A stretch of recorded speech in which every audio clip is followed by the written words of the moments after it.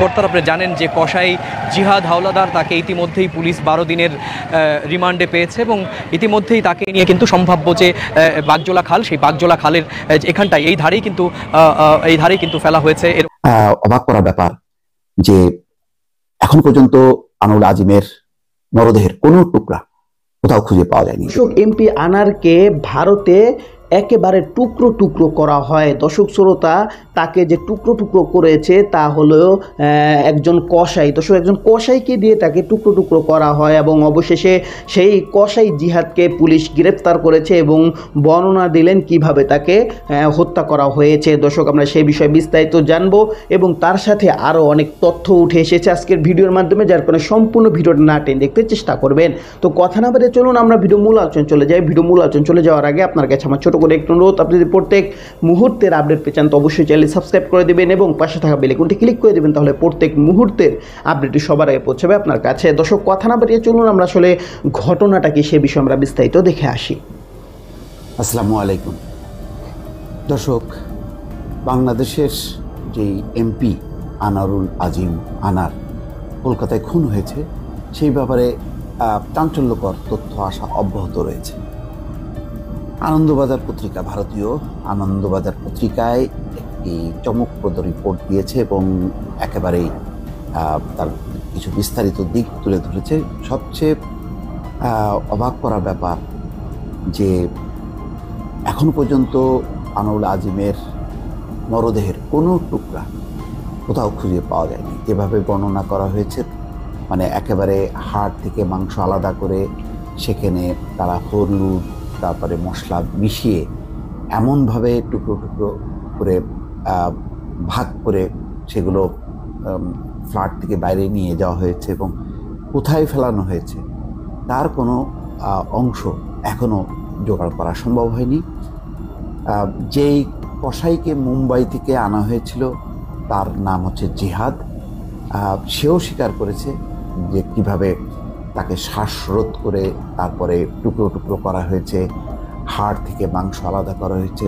মর্মান্তিক, মানে এত নির্মম খুনের বর্ণনা দর্শক আমি ব্যক্তিগতভাবে আগে কখনো শুনিনি। খুবই দুঃখজনক। আমি জানি না মানে এমন কি ভয়ঙ্কর অপরাধ ছিল এবং যারা এই কাজটি করেছে মানে এত নির্মম মানুষ হয় কিভাবে বুঝতে পারছি না।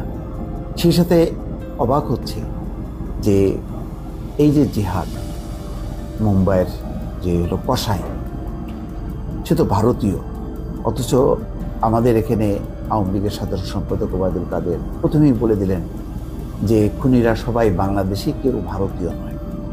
এত সাফাই গাওয়ার তো দরকার ছিল না।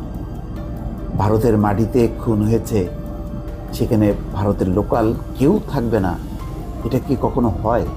আগ বাড়িয়ে কথাটা কেন বলা হয়েছিল তদন্তের আগেই এটা বুঝতে পারছি না। এখন তো সেই কসাইকে ভারতীয় পুলিশই আটক করেছে। অবশ্য পরের দিন আবার ওবায়দুল কাদের বলেছেন তদন্তের আগে কিছু বলা যাবে না। এই যে প্রথমে মানে একেবারে গদগদ হয়ে বলা যে ভারতীয় কেউ জড়িত না, সেটাও বা কেন, এটাও একটা প্রশ্ন। যাই হোক, আনন্দবাজার যে শিরোনাম করেছে, ধৃত কসাইকে আদালতে নিয়ে গেল সিআইডি, কেন খুন করলেন জিহাদকে দেখে প্রশ্ন কোর্ট চত্বরে। সাংবাদিকরা করেছে কেন খুন করলেন, তিনি কোনো উত্তর দেননি।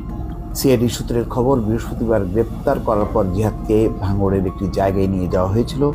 আজিমকে খুনের পর সেখানেই দেহাংশ ফেলা হয়েছে বলে জানা গেছে, কিন্তু দেহাংশ অর্থাৎ দেহের কোনো অংশ মেলেনি। বাংলাদেশের আওয়ামী লীগের এমপি আনোয়ারুল আজিমকে খুনের ঘটনায় বৃহস্পতিবার বনগাঁ থেকে গ্রেপ্তার করা হয়েছে জিহাদ হাওলাদারকে। তিনি পেশায় কসাই। শুক্রবার সকালে তাকে আদালতে নিয়ে গিয়েছে সিআইডি। জিহাদকে বারাসাত আদালতে হাজির করানো হয়েছে। সেখানে ধৃতদেরকে নিজেদের হেফাজতে চাইবেন গোয়েন্দারা। বারাসাত আদালতে জিহাদকে হাজির করানো হলে তাকে ঘিরে ধরেন সাংবাদিকরা। একটাই প্রশ্ন উড়ে আসতে থাকে চারদিক থেকে, কেন মারলে? জিহাদের মুখ কাপড় দিয়ে ঢাকা ছিল। পুলিশের গাড়ি থেকে নেমে আদালতে ঢুকে যান, কোনো প্রশ্নের জবাব দেননি।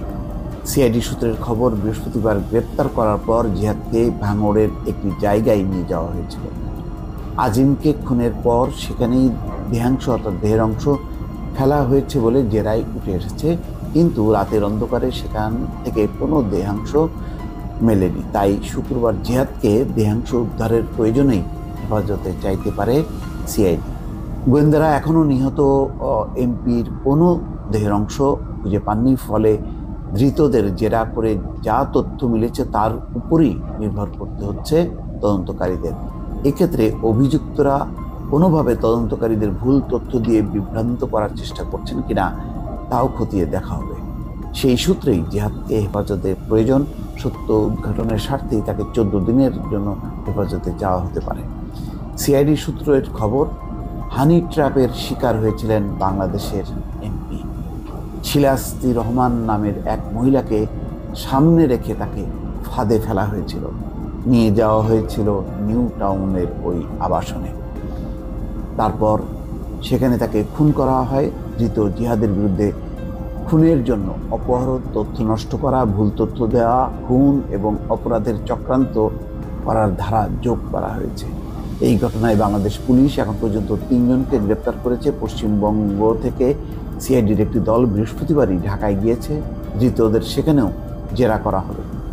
সিআইডি জানতে পেরেছে খুনের অন্তত 2 মাস আগে মুম্বাই থেকে কলকাতায় আনা হয়েছিল কসাই জিহাদকে।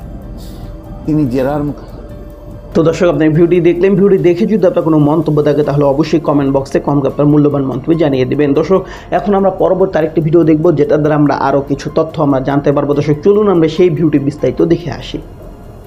এক্সপার্ট বিশেষজ্ঞ তারা কিন্তু ইতিমধ্যেই রয়েছে। গোয়েন্দা কর্মকর্তারা আপনারা জানেন যে কসাই জিহাদ হাওলাদার তাকে ইতিমধ্যেই পুলিশ 12 দিনের রিমান্ডে পেয়েছে এবং ইতিমধ্যেই তাকে নিয়ে কিন্তু সম্ভাব্য যে বাগজোলা খাল, সেই বাগজোলা খালের এখানটায় এই ধারেই কিন্তু ফেলা হয়েছে, এরকমটি কিন্তু সম্ভাবনা দেখা যাচ্ছে। বাংলাদেশের ঝিনাইদহ এমপি আনারের মৃত্যুর রহস্য ঘটনাটি প্রধান শিরোনামে জায়গা পেয়েছে। ফলত সাধারণ স্থানীয় ভারতীয়দেরও মধ্যে আগ্রহ যে এই আনার হত্যা করার পর হত্যাকারীরা তাকে কোথায় ফেলেছে, তার দেহ কত অংশ করা হয়েছে, খণ্ড বিখণ্ড করে কোথায় দেয়া হয়েছে, সব মিলিয়ে কিন্তু একটি চরম যে রহস্য, ধোঁয়াশা, সেই ধোঁয়াশার কেনারা কিন্তু সিআইডি আধিকারিকরাও এই কসাই যে জিহাদকে নিয়ে আপনি জানেন যে জিহাদকেই দায়িত্ব দেওয়া হয়েছিল।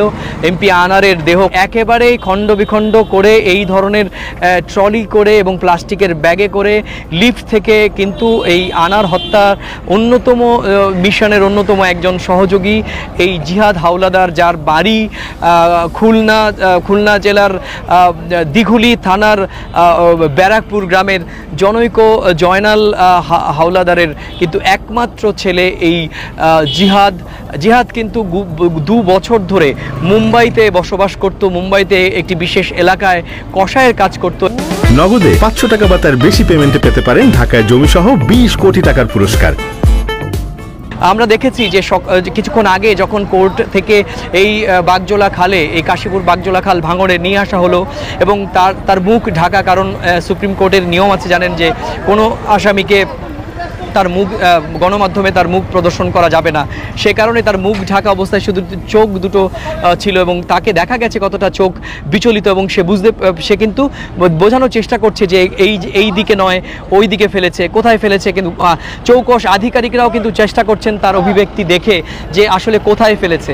একটি ছেলে গত 2 দিন ধরে প্রায় শতাধিক গোয়েন্দা কর্মকর্তাদের চোখে কার্যত ধুলো দিয়ে আসছিল যে কোথায় পাওয়া যাচ্ছে। এই গোটা প্রায় 1 কিলোমিটার অঞ্চল কিন্তু ঘিরে ফেলা হয়েছে। যে কসাই জিহাদ হাওলাদার সে কিন্তু নিজে স্বীকার করেছে যে এই এমপি আনারের যে খণ্ড বিখণ্ড দেহ সেটি কিন্তু এই বাগজোলা খালেই, এই জায়গাতেই নিক্ষেপ করা হয়েছে। আপনি জানেন যে এই শহর থেকে প্রায় নিউ টাউনের যেখানে তাকে হত্যা করা হয়েছে এবং এই রহস্যের কিনারা খুঁজতে অবশ্যই গোয়েন্দা তো দর্শক, আপনার সম্পূর্ণ ভিডিও দেখলেন, আর সম্পূর্ণ ভিডিও দেখে যদি আপনার কোনো মন্তব্য থাকে তাহলে অবশ্যই কমেন্ট বক্সে আপনার মূল্যবান মন্তব্য জানিয়ে দেবেন। দর্শক, কথা বলতে বলতে আমরা ভিডিও শেষ পেয়ে চলে এসেছি। ভিডিও শেষ করার আগে আপনার কাছে আবার অনুরোধ করছি, আপনি প্রত্যেক মুহূর্তের আপডেট পেয়েছেন তো অবশ্যই চ্যানেল সাবস্ক্রাইব করে দেবেন এবং পাশে থাকা বেল আইকনটি ক্লিক করে দেবেন, তাহলে প্রত্যেক মুহূর্তের আপডেট সবার আগে পৌঁছবে আপনার কাছে। তো বিশেষ কিছু ভালো থাকবেন, সুস্থ থাকবেন, আল্লাহ হাফেজ।